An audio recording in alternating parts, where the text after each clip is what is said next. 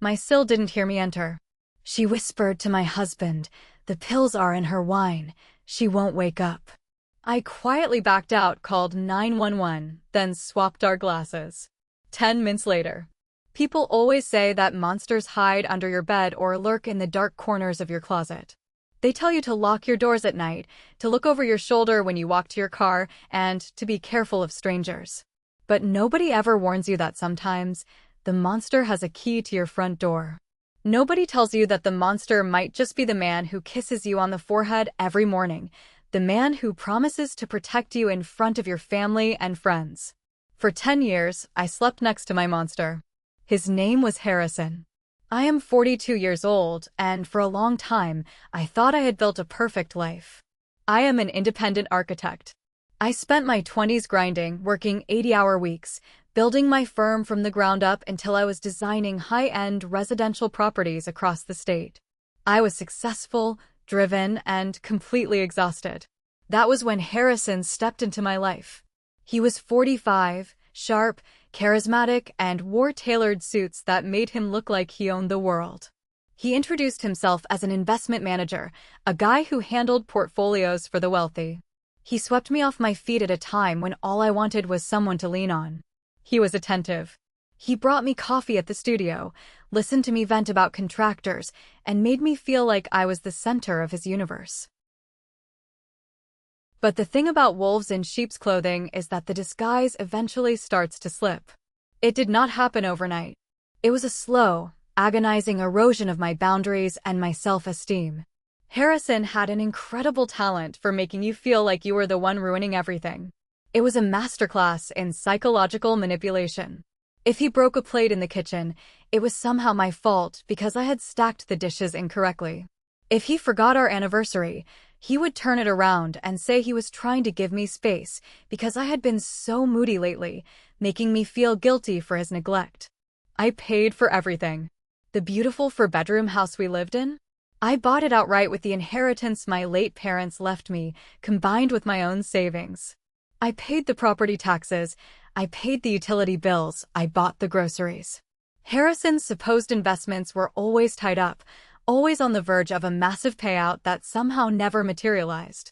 He would use big financial buzzwords to confuse me, telling me about market fluctuations and liquidity issues, brushing off my concerns with a condescending pat on the head. He treated my architecture firm like it was a cute little hobby, even though my hobby was keeping a roof over our heads. Over the years, he systematically isolated me from my friends. He never forbade me from seeing them, but he would make it so utterly miserable that I just stopped trying.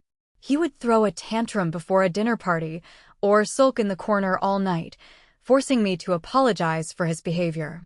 Eventually, my world shrank until it was just my work, my house, and Harrison. I was a prisoner in a cage I had paid for myself. I convinced myself this was just how marriage was. You compromise. You endure. You focus on the good times. But looking back, there were no good times. There were just periods of silence between his emotional warfare.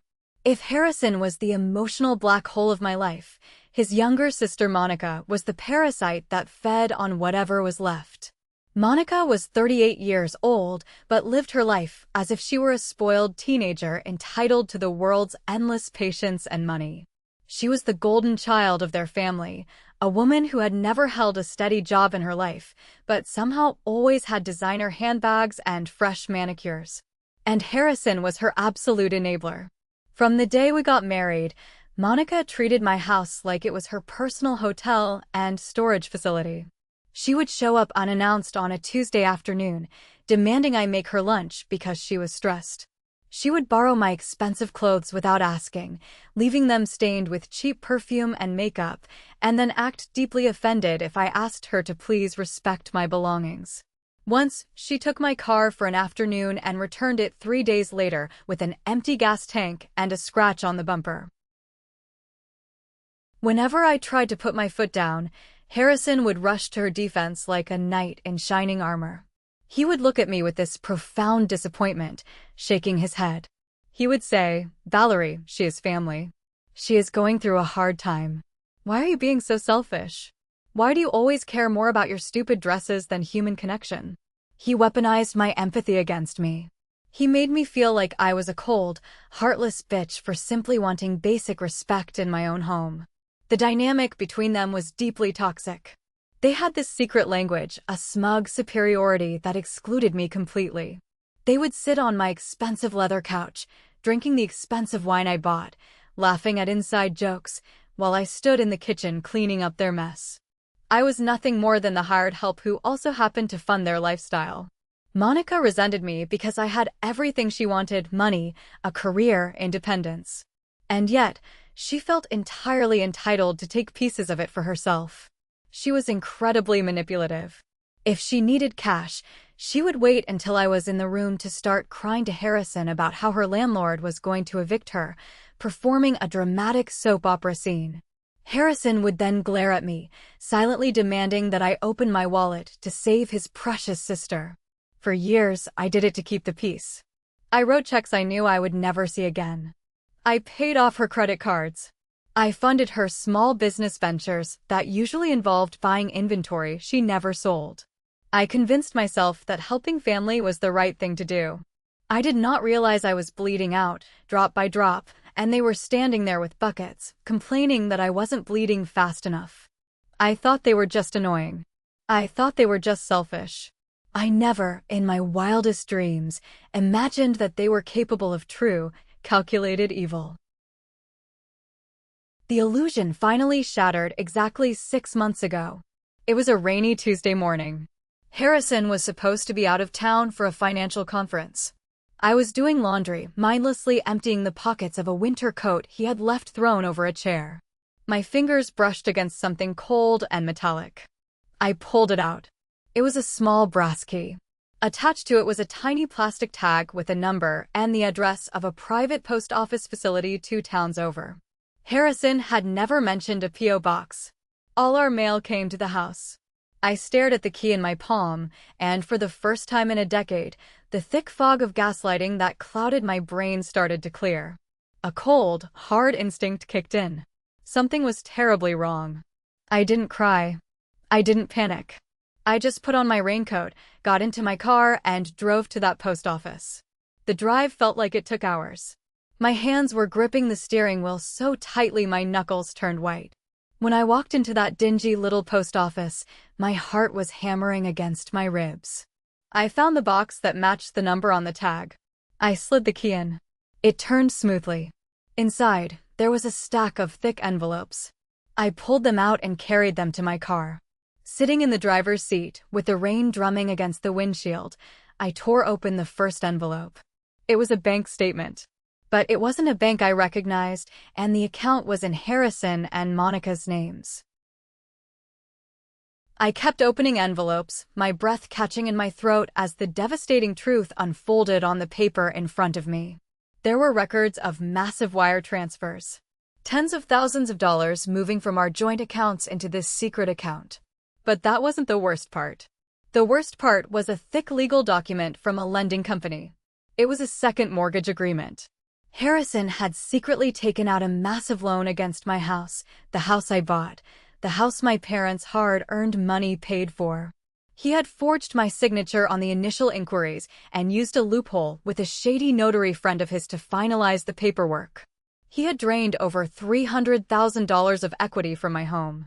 And looking at the corresponding bank statements, I saw exactly where the money went. It didn't go into investments.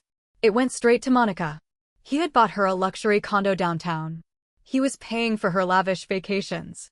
He was funding her entire miserable, parasitic existence with my life savings. I sat there in the cold car, staring at the numbers. I expected to break down. I expected to scream, to cry, to call him and demand an explanation.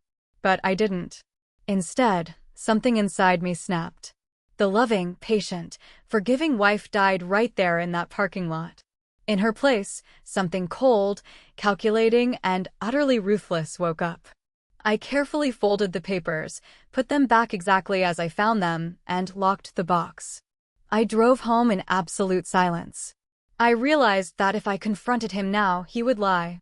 He would hide the rest of the money.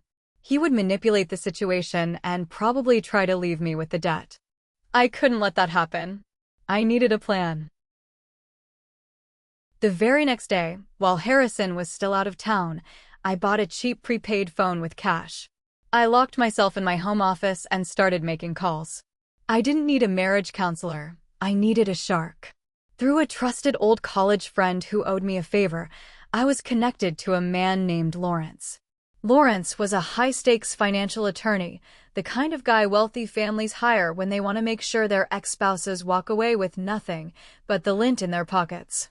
I met Lawrence in a nondescript diner across the city. I slid copies of the bank statements and the fraudulent mortgage documents across the table.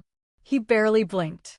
He looked at me, his eyes sharp and analytical, and said, "Valerie, your husband isn't just a cheater. He is a thief, and a clumsy one at that. We are going to bury him." Over the next 6 months, Lawrence and I orchestrated a silent, flawless financial counteroffensive. It was exhausting, terrifying work, but it was my only lifeline. We started by quietly separating my income stream. The money from my architecture firm stopped flowing into the joint accounts. I told Harrison my firm was going through a dry spell, and I was deferring my salary to keep the business afloat. He barely cared, as long as the credit cards still worked. Behind the scenes, Lawrence set up a series of blind trusts and a corporate LLC under my maiden name. Bit by bit, week by week, I legally transferred my personal assets, my retirement funds, and every single dime I could touch without triggering an alert into those protected accounts. We hired a forensic accountant who tracked every penny Harrison had stolen and transferred to Monica. Lawrence built an ironclad legal case proving the fraud regarding the second mortgage. We didn't just stop there. Lawrence helped me set up an automated system with my banking institutions. With a single phone call or a specific text message, a prearranged protocol would be initiated. It would immediately freeze all the joint credit cards, lock down the remaining shared bank accounts, and officially file the restraining orders and fraud charges we had prepared. I was building a guillotine, piece by piece, right in front of Harrison's eyes, and he was too arrogant to notice the blade hanging over his head. I just needed the right moment to drop it. I needed to ensure that when I walked away, I kept everything I built, and he was left with the absolute ruin he had created. Setting up the legal trap was the easy part. The true torture was living in that house for 6 months, sleeping next to the man who was actively destroying my life, and pretending I didn't know a thing. I had to become an actress. I had to master a psychological technique called the gray rock method. The goal of gray rock is to become as uninteresting, unresponsive, and emotionally blank as a plain gray rock. Narcissists like Harrison and Monica feed on emotional reactions. They want your tears, your anger, your frustration. It gives them power. I decided to starve them. When Harrison would come home and try to pick a fight about the house being messy or dinner being late, I wouldn't argue anymore. I wouldn't defend myself or try to explain. I would just look at him with a blank expression and say, "Okay, you're right. I'll do better." It drove him crazy at first. He would push harder, trying to get a rise out of me. But I held firm. I imagined a thick glass wall between us. His words would hit the glass and slide off, never reaching me. Dinners were the worst. I would sit across the table from him, chewing food that tasted like ash, listening to him brag about his fake meetings and fake investments. Every time he smiled, I saw the bank statements. Every time he kissed my cheek, I felt the betrayal burning my skin. I watched Monica come over and drink my wine, laughing her loud, obnoxious laugh, wearing shoes paid for by my stolen equity. I wanted to scream. I wanted to grab her by the hair and drag her out of my house. But I couldn't. I had to smile. I had to pour her another glass. I channeled all my rage into my work and my secret meetings with Lawrence. The sheer willpower it took to suppress my instincts nearly broke me. I lost weight. I wasn't sleeping. The stress was eating me alive from the inside out. But every time I felt like giving up, every time I thought about just packing a bag and running away, I remembered that small brass key. I remembered the fact that he was willing to let me lose my childhood home just to keep his sister in luxury. That thought kept my spine made of steel. I told myself it was only a matter of time. The trap was set. The bait was laid. I just had to wait for the rat to step on the spring. Then came our 10th wedding anniversary. A milestone that should have been celebrated, but to me, it felt like a deadline. I woke up that morning feeling a heavy, oppressive energy in the air. Harrison was acting incredibly strange. For the first time in years, he woke up early and brought me coffee in bed. He had a giant bouquet of expensive red roses waiting on the kitchen counter. He kissed me deeply and told me how much he loved me, how he knew things had been stressful, but he wanted to make it all up to me tonight. He insisted that I leave the studio early. He told me he was going to cook my favorite meal, pour my favorite wine, and just focus on us. "Valerie, I want tonight to be perfect," he said, looking deeply into my eyes. "Just you, me, and a fresh start." To anyone else, it would have looked like a romantic gesture, a husband trying to rekindle a flame. But to me, knowing what I knew, it set off every alarm bell in my nervous system. Abusers do not suddenly become perfect husbands unless they want something, or unless they are trying to cover up something massive. The sweetness was suffocating. It felt performative, rehearsed. As I drove to my studio that morning, I couldn't shake the feeling of profound dread. I called Lawrence from my burner phone. I told him Harrison was planning a big romantic dinner. Lawrence was quiet for a moment. Then he said, "Valerie, be careful. Financial fraudsters often escalate when they feel the money drying up or if they think you're getting suspicious. Keep your eyes open." I spent the whole day at the studio pretending to review blueprints, but my mind was racing. Why today? Why the sudden effort? Was he going to ask me to sign more papers? Was he going to try and manipulate me into selling the house? The anxiety was a tight knot in my stomach. By 4 in the afternoon, I couldn't take it anymore. I told my assistant I was feeling sick and left the office. I didn't want to wait for his grand performance. I wanted to get home, observe the setup, and figure out what his game was before he had a chance to spring it on me.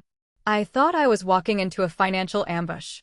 I thought he was going to try and steal whatever I had left. I was so incredibly wrong. He didn't want my signature anymore. He wanted something much, much more permanent. I pulled into our neighborhood, parking my car down the street so he wouldn't hear the engine. I walked the rest of the way, my heart pounding a slow, heavy rhythm in my chest. I didn't know it yet, but I was walking right into the climax of my own nightmare. Before we continue to the most intense part of the story, please take a quick second to hit the like button, subscribe to the channel, and leave a comment below telling me which city you are listening from. Every comment helps this video reach more people, and I truly appreciate your support. I pulled into our neighborhood, parking my car a full block away from our house, tucked behind a neighbor's large oak tree. I did not want the headlights sweeping across our living room windows. I did not want the sound of my engine alerting him that I was early. I walked the rest of the way on foot. The evening air was crisp and biting, but I barely felt the cold. My mind was entirely focused on the physical space of my home. I bypassed the heavy oak front door and walked around to the side of the house, toward the mudroom entrance. I knew exactly which floorboards squeaked and which hinges groaned. I had paid for them, after all. I slipped my key into the lock, turning it with excruciating slowness, and stepped inside. I took off my shoes immediately, leaving them neatly on the mat. I stood in my socks on the hardwood floor, letting my eyes adjust to the dim light. The house smelled incredible, a rich aroma of roasting meat and garlic that made my stomach churn with anxiety. Soft, instrumental jazz was playing from the sound system in the living room. It was the perfect stage setting for a loving anniversary. I began to walk down the short hallway that connected the mudroom to the open-concept kitchen and dining area. As I got closer, the jazz music faded slightly into the background, and I began to hear voices. They were not in the dining room. They were standing by the large kitchen island. It was Harrison and Monica. The fact that she was here, on our anniversary night, when he had explicitly told me it would just be the two of us, confirmed every single suspicion I had. I stopped moving. I pressed my back against the cool plaster of the hallway wall, completely hidden from their line of sight, and I listened. They were keeping their voices low, but the acoustics of the high ceilings carried their words perfectly to where I stood. Monica was giggling, a sharp, grating sound that usually set my teeth on edge. But right then, it made my blood run absolutely cold. Harrison spoke first. His voice was casual, almost bored. "Did you crush them finally enough? If she sees chunks floating in her glass, she will dump it out. She is paranoid about her wine." Monica scoffed. "Don't insult my intelligence, Harrison. I ground them into a literal powder. I used the back of the heavy spoon. The pills are in her wine, Harrison. She won't wake up, and the life insurance clears by next month. Just make sure she drinks the whole thing before she eats, otherwise the food might slow down the absorption. The doctor said 4 of these would drop a horse. I put in 6, just to be absolutely sure." For a second, the world narrowed to a single, high-pitched ringing in my ears. The air in my lungs turned to lead. My husband, the man who had promised to love and protect me, was calmly discussing my murder with his sister in the kitchen I paid for. He wasn't just stealing my money. He was stealing my life to ensure he never had to pay it back. I expected to feel panic. I expected my knees to buckle or to let out a scream of terror. But none of that happened. Instead, a bizarre, profound calm washed over me. It was the absolute clarity of a cornered animal realizing it had to fight to the death. The fog of 10 years of gaslighting vanished in a single heartbeat. I was no longer a wife. I was a survivor. I didn't make a sound. I didn't gasp. I didn't step forward to confront them. Confrontation would mean an argument, and in an argument, a man twice my size could easily overpower me and force that liquid down my throat. I had to be smarter than him. I had been outsmarting him financially for 6 months. Now I had to outsmart him physically. I slowly, deliberately began to walk backward, retracing my steps toward the mudroom door, my eyes fixed on the empty hallway. I slipped back out the mudroom door, easing it shut with both hands until I heard the faint click of the latch. The moment I stepped off the porch and onto the grass, the freezing night air hit my face like a slap of reality. I walked quickly and silently away from the house, moving down the driveway until I reached the sidewalk, hiding myself in the deep shadows of the large hedges that lined the property.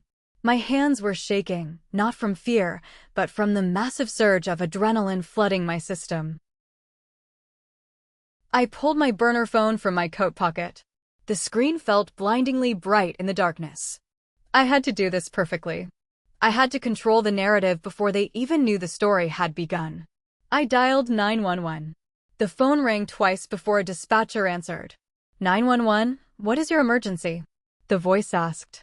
I took a deep breath, forcing my vocal cords to relax, projecting a voice that was terrified but incredibly lucid. Hello, I whispered, keeping my tone urgent and hushed. I need police and paramedics at my address immediately. Please. What is happening, ma'am? Are you safe? The dispatcher asked, her tone instantly sharpening. Nothing has happened yet, I murmured, my voice trembling just enough to sell the performance. But something is about to. My husband and his sister are in my house. I just overheard them. They have crushed a lethal dose of sedatives into my drink. They are planning to poison me tonight to collect my life insurance. Please, you have to hurry. I am going back inside so they don't get suspicious and run away. Please be ready. I gave her my exact address, explicitly telling her not to use the sirens until they were turning onto my street, and then I hung up before she could order me to stay outside. I could not stay outside. If I stayed outside, they could dump the evidence down the sink the moment they saw flashing lights. I needed the poison wine to be sitting right in front of them when the authorities walked through the door. Next, I opened my text messages. I navigated to Lawrence's contact. I didn't need to explain the situation. We had prepared for a worst-case scenario, although neither of us thought it would involve literal poison. My fingers flew across the keyboard. I typed 3 words. Execute Protocol Alpha. I hit send. I stood there in the dark for 10 seconds, watching the screen until the little notification popped up indicating the message was delivered. That was it. The financial guillotine was released. By the time the sun came up tomorrow, Harrison's name would be stripped from every account, every line of credit, every single asset we shared. The automated systems were locking him out of his own digital life as I stood there shivering in the cold. I shoved the phone deep into my pocket. I rolled my shoulders back, stretching the tension out of my neck. I closed my eyes and visualized a thick, impenetrable suit of armor forming around my body. I was no longer Valerie the victim. I was the architect of their destruction. I took a deep, steadying breath, filling my lungs with the freezing air, and I turned back toward the house. It was time to give the performance of a lifetime. I walked back up the driveway, my steps purposeful and light. I was going to walk into my kitchen, look my murderers in the eye, and serve them their final meal. I did not go back through the mudroom. I needed a grand entrance. I needed an excuse for why I hadn't heard them talking. I walked up to the heavy oak front door. But before I opened it, I crept along the front porch to the large bay window that looked directly into the dining room and the open kitchen beyond it. I peeked through a small gap in the curtains. The dining table was set beautifully. Candles were lit, casting a warm, flickering glow over the expensive china and the polished silverware. And there, sitting on the large marble island in the center of the kitchen, were 2 crystal wine glasses. They were filled generously with my favorite, very expensive red wine. From this distance, they looked identical. But I knew one of them was a loaded weapon. I watched Harrison and Monica. They had moved away from the island and were currently in the large walk-in pantry at the back of the kitchen. I could see the pantry door was wide open, and Harrison was reaching up to a high shelf, looking for something, while Monica stood behind him, pointing. They were distracted. Their backs were turned to the kitchen island. This was my window. I had perhaps 30 seconds before one of them turned around.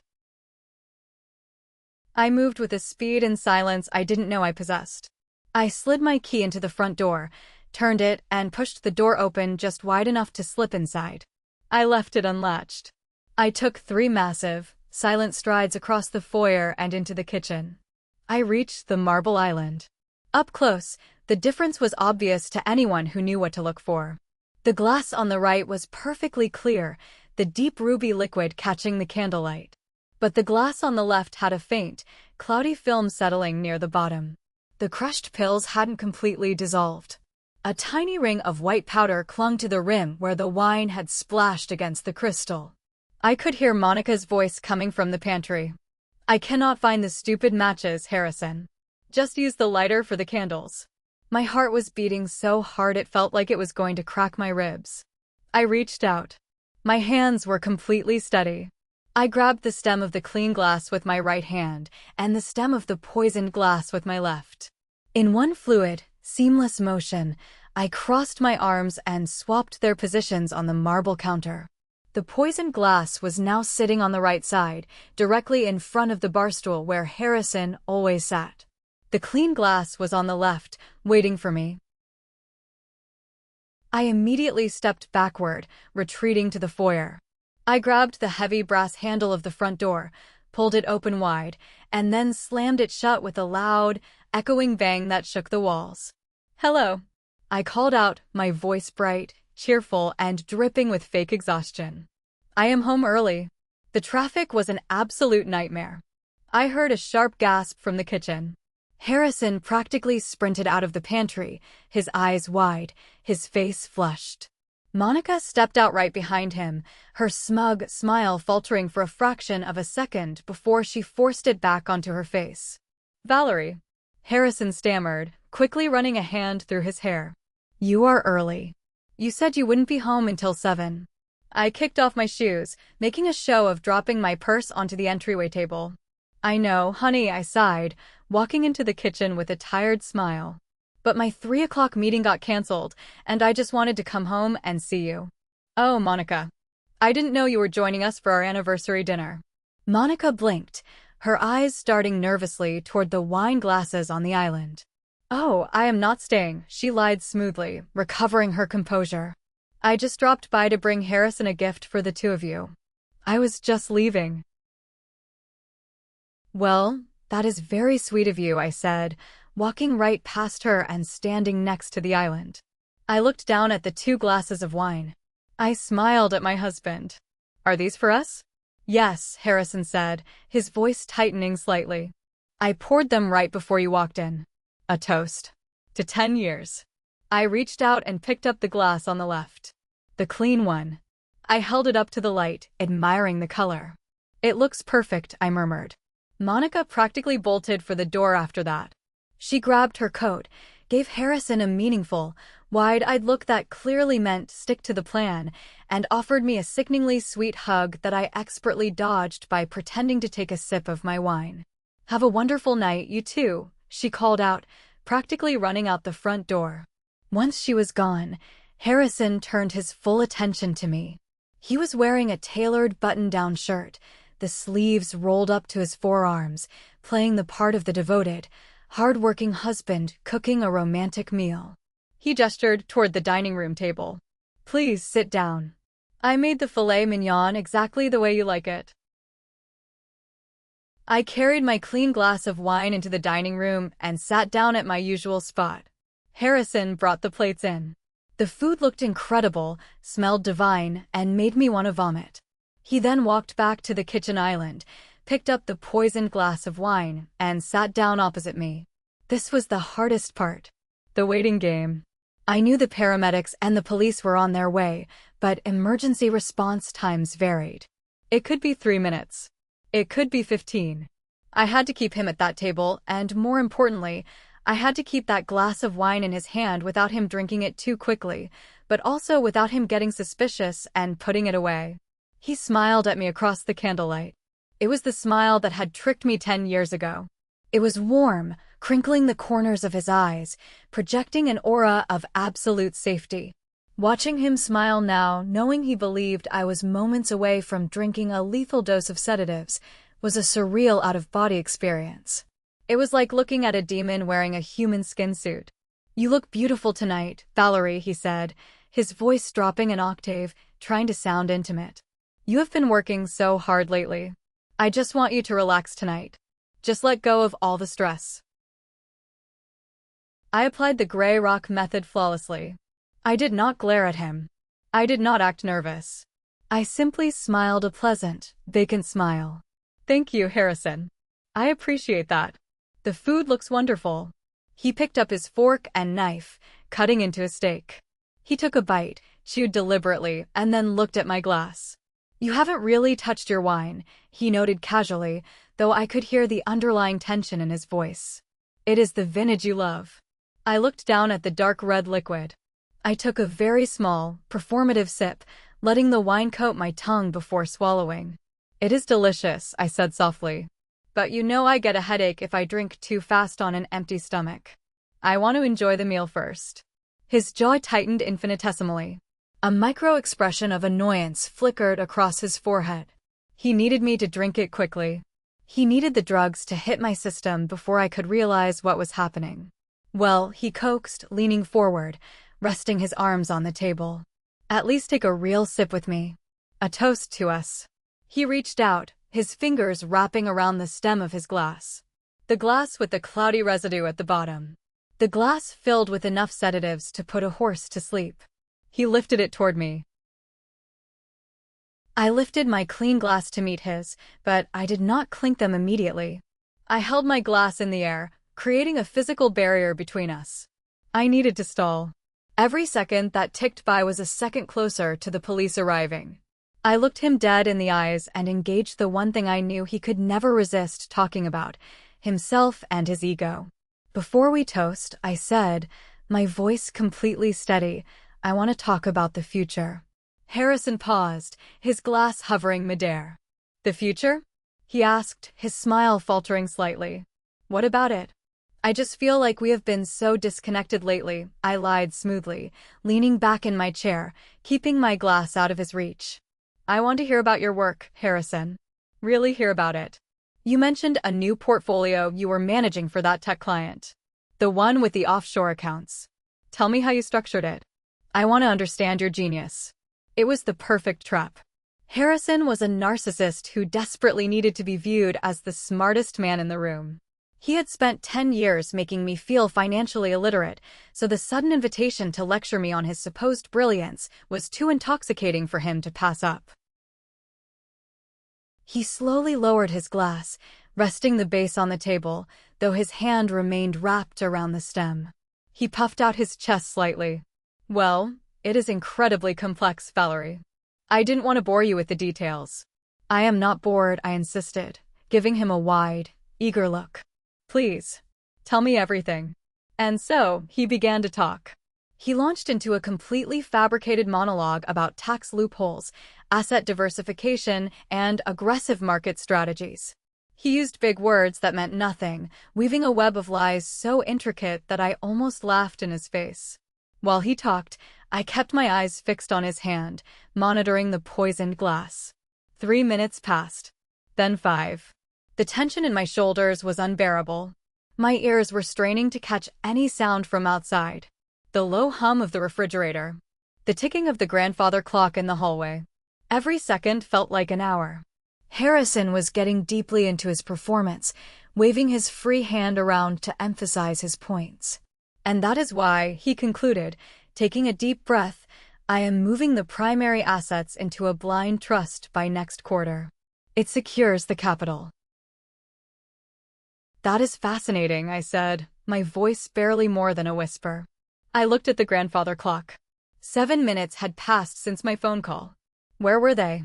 Harrison seemed to realize he had been talking for too long. He shook his head, offering an apologetic smile. But enough about business. Tonight is about us. He lifted his glass again, raising it high. To 10 years, Valerie. And to whatever comes next. I raised my glass. To whatever comes next, I echoed. He brought the glass to his lips. I watched the dark red liquid tilt toward his mouth.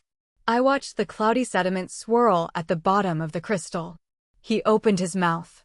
The glass touched his bottom lip. And then, the world outside exploded. The blinding wash of red and blue lights hit the large dining room windows like a physical strike.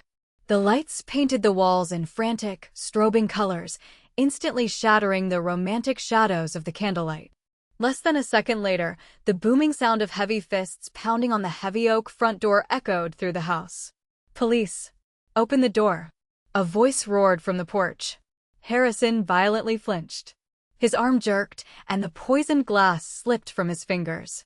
It didn't shatter, but it slammed down onto the table, splashing dark red wine across the white tablecloth and his expensive shirt. What the hell? Harrison snapped, his eyes wide with genuine shock. He leaped up from his chair, his napkin falling to the floor. Who called the cops? I remained perfectly seated. I gently placed my clean glass of wine down on the table. My hands were folded neatly in my lap. I did, I said quietly. Both of his hands froze midair as he was trying to wipe the wine off his shirt. He turned his head slowly to look at me, as if I had just spoken to him in a language he did not understand. You? He barked, panic starting to bleed into his voice. Why would you do that? What is going on, Valerie? Before I could answer, the pounding on the door intensified. Open the door now or we will breach. Harrison stumbled backward, his eyes darting between me and the front door. He scrambled out of the dining room and ran to the foyer. I heard the deadbolt click, and then the heavy door was thrown open. 2 police officers and 2 paramedics rushed into the entryway, their radios crackling loudly, their flashlights sweeping the room. Emergency call for this address, the lead paramedic announced, his voice carrying authority. Reported possible premeditated poisoning. Who placed the call? I stood up slowly from the dining table and walked into the foyer. I am the one who called, I said, my voice completely steady and calm. Harrison looked like he had just been hit by a truck. The color completely drained from his face, leaving him a sickening shade of gray. He looked at the police, then at the paramedics, and then at me. Valerie, what are you doing? He stammered, holding his hands up defensively. Officers, this is a misunderstanding. My wife she hasn't been well. She is having some sort of episode. One of the paramedics stepped directly toward me, ignoring Harrison's lies. Ma'am, did anyone ingest anything yet? No, I said clearly, pointing directly toward the dining room table. But the substance is in that glass of wine on the right side of the table. The one my husband just dropped. Harrison's knees buckled slightly. He grabbed the edge of the console table to keep himself upright. "What are you talking about?" he yelled, his voice cracking. "That is my wine." "You are insane." The second paramedic didn't wait. He walked straight into the dining room, pulled a small tactical flashlight from his belt, and shone the bright white beam directly onto the table, illuminating the spilled wine and the glass Harrison had been holding. The paramedic leaned over the table. Even from the foyer, I could see the intense beam of his flashlight highlighting the thick, powdery residue clinging to the inside of Harrison's glass. The paramedic leaned down closer, inhaling gently near the rim. He stood up immediately, his expression shifting from professional concern to grim realization. He turned back to the police officers in the foyer. "There is a strong chemical odor masking the alcohol," he reported firmly. "Heavy sediment at the bottom of the glass. This is not food safe. Someone tampered with this drink." The room went dead silent. The only sound was the crackle of the police radios. Harrison stopped breathing. He looked at the paramedic, his eyes bulging. "No," he whispered, shaking his head violently. "No, that is impossible. She poured that wine. She did this. She is trying to frame me." I stepped forward, crossing my arms over my chest. I looked at the lead police officer. "I did not pour the wine, officer. My husband and his sister, Monica, poured it while I was not in the room. I came home early and overheard them discussing how many pills they crushed into it to ensure I wouldn't wake up. They were discussing my life insurance payout." "That is a lie," Harrison screamed, completely losing control. His face was purple with rage and terror. He lunged toward me, but one of the police officers instantly stepped between us, placing a heavy hand on Harrison's chest and shoving him backward. "Sir, step back right now," the officer commanded, his hand resting on his utility belt. I just smiled at him. A cold, empty smile. "If I poured the wine to frame you, Harrison," I asked softly, "why was it sitting at your place setting? Why did you pick it up to toast me?" Harrison opened his mouth, but no words came out. His brain was desperately trying to calculate how the glasses had been swapped, how his foolproof plan to murder his wife had suddenly turned into his own execution. He looked like a fish suffocating on dry land. "Officer," I continued, my voice echoing in the quiet house. "His sister left about 10 minutes ago. She is driving a silver sedan. She was the one who physically crushed the pills. I am sure if you test her hands or her purse, you will find the residue." The second officer immediately unclipped his radio. "Dispatch, we need a unit to intercept a silver sedan leaving this neighborhood, female driver named Monica. Suspect in an attempted poisoning." Harrison collapsed against the wall, sliding down until he was sitting on the hardwood floor, his head in his hands. He was hyperventilating. It was a pathetic sight. The man who had terrorized me for 10 years, the man who had stolen my money and tried to steal my life, was reduced to a crying, shaking mess on the floor of my foyer. The paramedics began carefully bagging the wine glass and the spilled tablecloth as evidence. The lead officer pulled out a notepad and began asking me for my official statement. I gave it to him flawlessly. I told him about the conversation I overheard. I told him about the life insurance policy Harrison had recently increased without my knowledge. I laid out the motive, the means, and the opportunity with the precision of a prosecutor. While the officer was writing down my statement, Harrison's phone, which was sitting on the entryway table, began to vibrate. It buzzed aggressively against the wood. Then it buzzed again. And again. A continuous, rapid-fire string of notifications. Harrison slowly lifted his head from his hands. He stared at the phone. He reached up with a trembling hand and pulled it off the table. He unlocked the screen. I watched his eyes scan the messages. I knew exactly what they said because I had orchestrated them. They were automated alerts from our banking institutions. Alert: joint checking account ending in 4201 has been frozen. Alert: credit card ending in 7789 has been suspended due to suspected fraud. Alert: investment portfolio access has been revoked. He kept scrolling, his thumb moving frantically. His breath was coming in short, ragged gasps.